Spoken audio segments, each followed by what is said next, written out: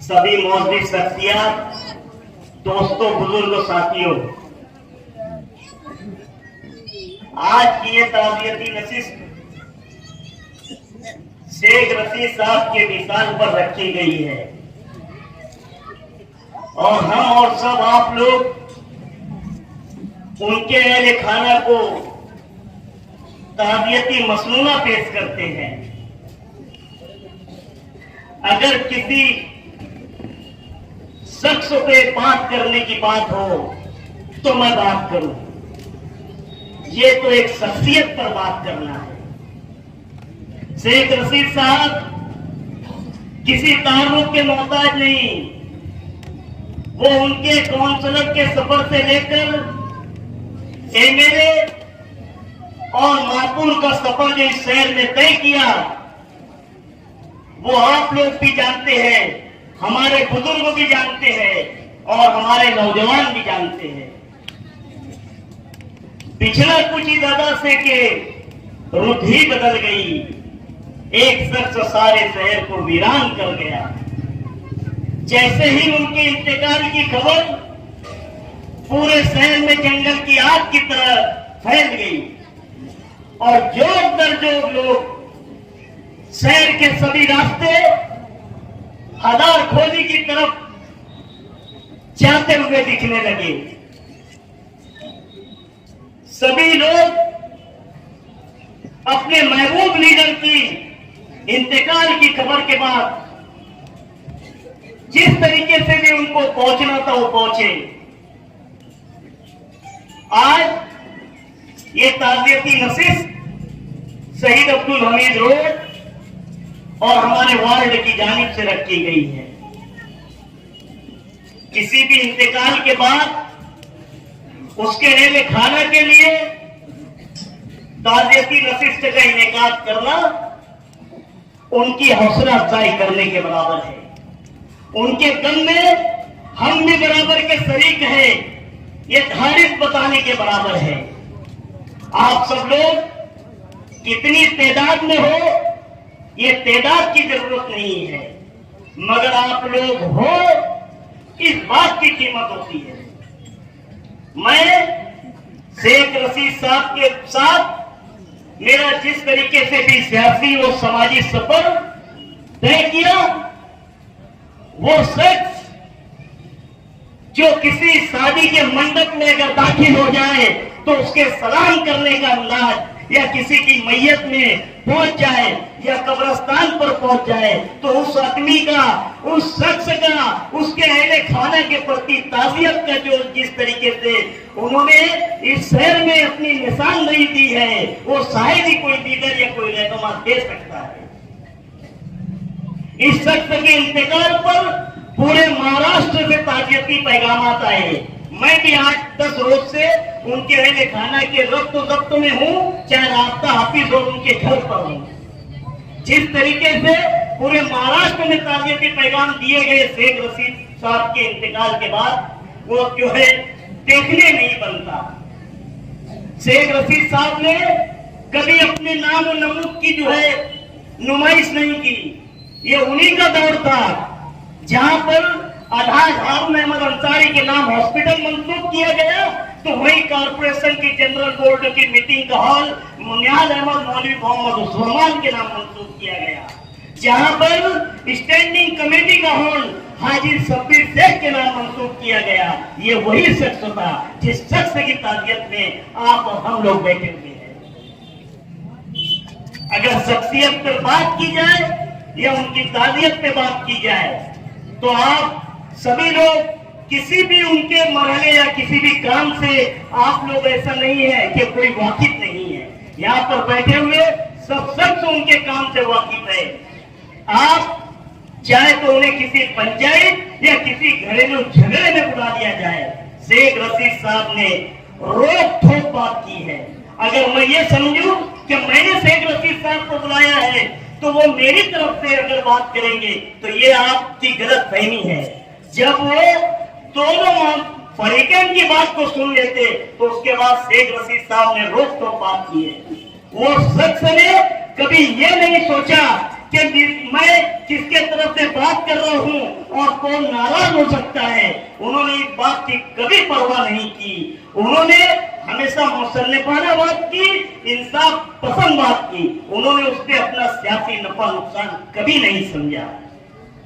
इस तरीके से उन्होंने अपना जो वक्त, चाहे सियासत का हो, समाजी काम का हो, जिस तरीके से शेख रशीद साहब ने अपने कान्हा को इस शहर पे नमोद कर दिया, इस शहर पे छोड़ दिया है।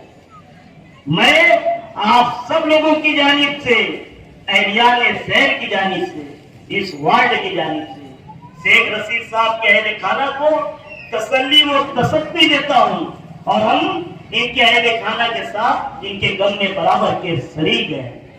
अल्लाह ताला से दुआ है कि अल्लाह ताला शेख रशीद साहब की जो है बार बार मग़फ़िरत फरमाए, उन्हें जन्नतुल फिरदौस में मुकाम आला अता फरमाए। इस दौरान अगर अल्फाज में कोई मिस्टेक हो जाए तो छोटा भाई समझ कर जरा गुजर कर देना। दोस्तों, शेख रशीद साहब के मामला तो ऐसे हैं कि कई दिन तक बोले तो भी कम है, मगर कहीं ना कहीं कोई बात इंसान के जहन के अंदर रहती कि ऐसे वक्त के ऊपर वो अपनी एक बात बोलकर कम से कम अपने आप को तसल्ली देता कि यार हमारे जैसे सुल्तान इस दुनिया छोड़कर चले गए, शहर छोड़कर चले गए। इनकी एक बात ऐसी थी, बातें तो बहुत सारी थी, एक बात ऐसी थी जो मैं आवाम के सामने रख देता हूं। मैं अपनी बात एक शेर से शुरू करता हूं कि मैं सूरज हूं, जिंदगी की दमक छोड़ जाऊंगा। मैं सूरज हूं, जिंदगी की रमक छोड़ जाऊंगा। मैं डूब भी गया तो अपनी चमक छोड़ जाऊंगा। मैं डूब भी गया तो अपनी चमक छोड़ जाऊंगा। दोस्तों, वार्ड नंबर 7 में करन नाके से लेके तो महेश नगर हो या उस पार जगह ये पूरा एरिया हो, शेख रशीद साहब अपने साथ साना बसाना साथ है। अपने सुख में, अपने दुख में हमेशा वो खड़े रहे। भले उनकी तबीयत 19-20 रही, उसके बावजूद अगर उनको मालूम पड़ा कि न्याय नगर में कोई शख्स की वहां इंतकाल हो गया, फौरन चले आते थे। किसी गरीब की वहां भी शादी है तो चले आते थे। उन्होंने हमेशा वार्ड नंबर 7 में ज्यादा से ज्यादा वक्त दिया। हमेशा वार्ड नंबर 7 के उनकी मोहब्बत ज्यादा रही। मोहब्बत तो पूरे शहर भर से थी, शहर के बाहर भी थी। जहां तक मैं अपने तौर से और अपने लेवल पे मैं जहां तक मैंने देखा कि वार्ड नंबर 7 में उनकी मोहब्बत ज्यादा रही हमेशा से। दोस्तों, उनके जमाने का एक वाकया है, इंतकाल के बाद की बात चल रही थी। मेरे अब्बा बता रहे थे कि सलीम, किस्से तो उनके बहुत अलग अलग है। और इमदाद नगर के अंदर मेरी बुआ का घर है। तो बोले सलीम, एक दिन ऐसा हुआ कि सब बैठे थे घर के अंदर, मेरी बुआ के अंदर, उस्मान दौला, मेरे फुप्पा सब साथ में खाना खा रहे। चाहे वो टाइम में बहुत कम रहा करते थे गरीबों के घर में, काट के जो बारदान होते हैं बस उसी को दस्ता बनाकर बैठ जाया करते थे ज्यादा तौर पर। हाथ धोए, खाना खाने के लिए बैठे, उतने में एक फकीर आ गए और बाहर से सदर लगाई। मेरे अब्बा बोलने लगे, सलीम, ओरिजिनल आदमी का बहुत बेहतरीन बात था। हर मामले के अंदर खुदा की उसकी मदद रहती थी, हर मामले में। ये तो शहर ने भी देखा। ऐसे जानता था, हाथ कैसे नजर दिखती थी। और मद्रासी फिल्म देखो, एक बात आई तो मैं बोल रहा हूं, मद्रासी फिल्मों में तुमने देखी होगी, किसी को मार देता तो जुबान तोड़ के गिर जाता था। शेख रशीद साहब उस जमाने में मार देते थे तो टक्कर तोड़ पैर गिर जाता था। मगर तारीख उन्होंने हमेशा हक के लिए की। कभी भी उन्होंने कमजोरों का साथ दिया, कभी ताकतवरों का साथ नहीं दिया, कभी पैसे वालों का साथ नहीं दिया। अगर उन्होंने साथ दिया तो हमेशा दिल वालों का साथ दिया। दोस्तों, तो फकीर जब वो चौकट पे आया, ऐसा घर से उठ के खड़े हो गए, खड़ाया तो उसको बोले, असला, बोले देख हमारे पास खाना भी कम है और जो साहब तो कोई मजाकिया भी थी, खाना भी खाना, मगर तू आ जा, अब एकदम खाने का टाइम पे मेरे दोस्त तू आ गया, मेरे दोस्त आ जा अंदर। वो फकीर फकीर उस जमाने के बहुत ज्यादा मतलब हालात में वो रहते थे, तो उसको फकीर को घर के अंदर हाथ पकड़ के दिए और जैसे फैमिली के जैसा खाना खाते सब लोग वैसा बिठा कर स्टाफ में खाना खिलाया। बातें उनकी बहुत है, बताने का मेरा ये मकसद ये है कि उन्होंने ऊंच और नीच कभी नहीं रखी, जिससे जैसे मिले उसके लिए वैसे हो गए, फर्क कभी किसी में नहीं किया। बताने का ये मतलब है। दोस्तों, बातें कहूंगा तो बातें कहने के लिए बहुत सारी बातें हैं। एक शेर से अपनी बात को खत्म करता हूं। नाज कलेक्शन वाले हमारे चाचा हमेशा मुझको एक शेर बोलते थे कि सलीम, ये ऐसा मामला वैसा मामला, मैं एक शेर बोलता हूं। तो ये शेर शेख रशीद साहब की नजर करता हूं मैं कि अल्फाज टूट जाते हैं, अल्फाज टूट जाते हैं, लब तक आते हैं।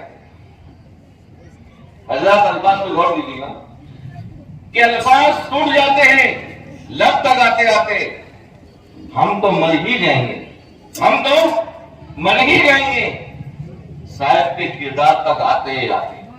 अस्सलाम वालेकुम।